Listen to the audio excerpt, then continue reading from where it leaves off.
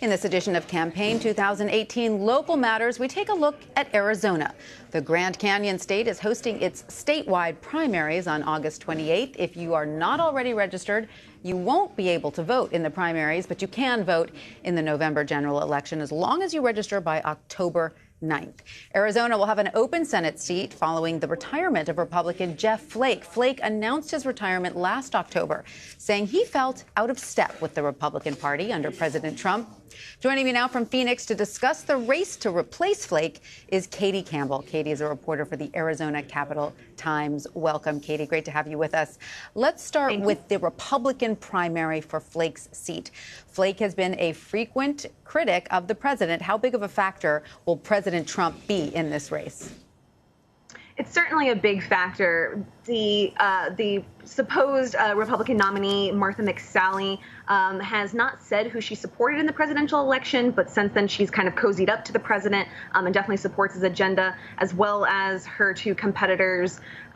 Joe Arpaio obviously likes the president, and Dr. Kelly Ward as well. So, looking over at the Democratic primary, Congressman Kyrsten Sinema is running against civil rights attorney Deidre Aboud.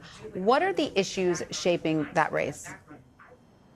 Well, it's kind of hard to say. With Kyrsten Sinema, she's trying to play the middle ground, which is probably a good way to go here in Arizona. And I believe she's favored to win at this point. We might actually see our first Democratic senator in a long time. So they haven't had a chance to debate. Deidre Aboud's appeared at some of the Capital Times events to kind of try to get to know the constituents and make her presence known. But at the end of the day, Sinema has her name recognition to her credit, and I think that's going to help her win really no matter what the issue is. All right, now looking at the race for governor, Republican incumbent Doug Ducey is running for re-election. How tough is the competition in his primary?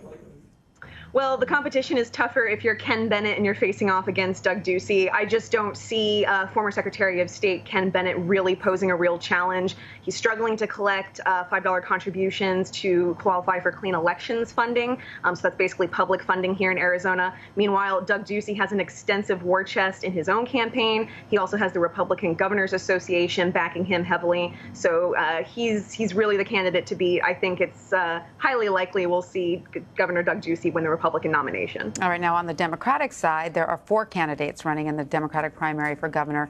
Arizona is a state that Democrats are hoping to turn blue this year. Is that going to be an uphill battle? Which of these candidates are likely to give Republicans the toughest challenge? So that's hard to say. I think we've heard a lot about the blue wave in Arizona, and I'm sure the Democrats are going to pick up quite a few seats across the state, but I don't think they're going to get that result in the governor's race. David Garcia is the front runner in that race. He's kind of come out as the far left candidate.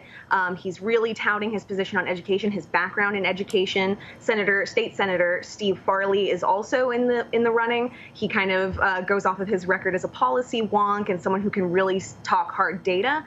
But at the end of the day, whichever of them comes out of the race as the Democratic nominee, they're not going to have really much money to spend against Ducey. And as I said before, he's got a lot of money behind him, and that's going to make it really difficult for any Democrat to really put up a fight. But Katie, how much are demographics going to play a role in this race? Because as we know, Arizona has traditionally been a red state, but the Latino population continues to grow. So will that be a factor here at all?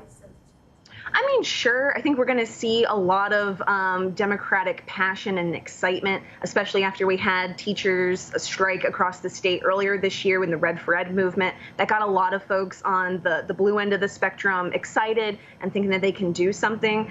But Ducey is popular even among some folks on the left. He appeals to middle ground folks because he's this businessman. That's where he's very comfortable, and he's helped Arizona grow a lot. And I think his record's going to help him stand out and continue to get people to vote for him. And when you talk to voters there in Arizona, what are the issues that they mention are the most important to them? Sort of 1, 2, and 3.